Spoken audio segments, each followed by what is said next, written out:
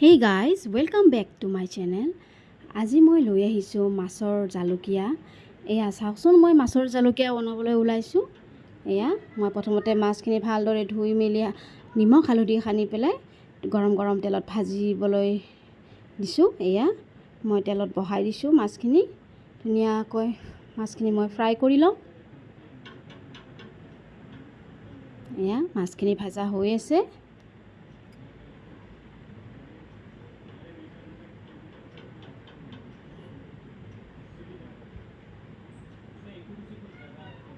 এয়া চাওকচোন, মাছখিনি ধুনীয়াকৈ একদম ৰঙচুৱাকৈ ভাজি ল'লোঁ মই।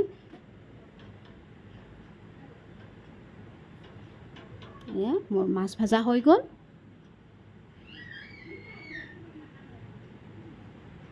কোনে কোনে খাই ভাল পায় বাৰু এনেকুৱা ধৰণৰ মাছৰ জুতি, জনাবচোন মোক কমেণ্টত।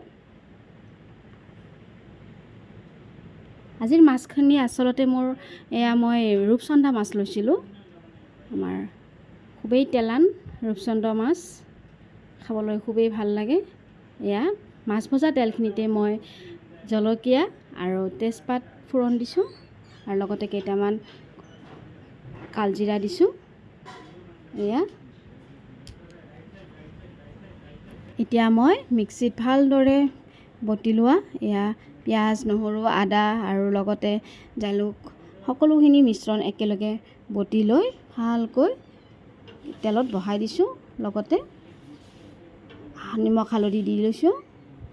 এতিয়া জিৰা অকণমান দিলোঁ, লগতে অকণমান শুকান জলকীয়াৰ গুড়ি দিলোঁ। এতিয়া ভালদৰে মছলাখিনি ভাজি ল'ম।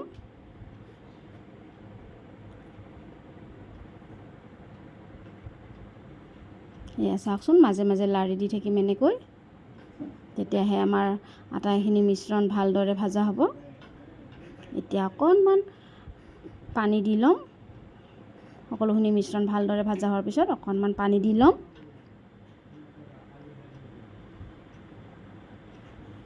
এয়া চাওকচোন, পানী দিয়াৰ পিছৰ দৃশ্যখিনি। এতিয়া উতল অহাৰ পিছত আমি মাছখিনি বহাই দিম। একেবাৰে সহজ পদ্ধতিৰে বনোৱা মাছৰ জুতি, আপোনালোকে খাই নিশ্চয় ভাল পাব। ভিডিঅ'টো ভাল লাগিলে লাইক, কমেণ্ট আৰু মোৰ চেনেলটো ছাবস্ক্ৰাইব কৰিব আৰু লগতে শ্বেয়াৰ কৰিব। এয়া চাওকচোন, আঞ্জাখন ভালদৰে উতল আহি আছে।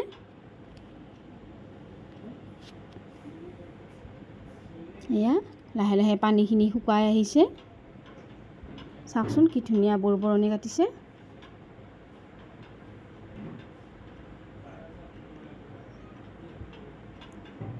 লাহে লাহে পানীখিনি ভালকৈ কমি অহাৰ পিছত আমি গেছটো অফ কৰি দিম।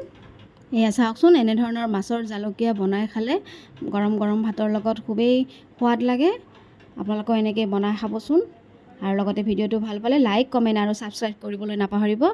আৰু লগতে সকলোকে ধন্যবাদ।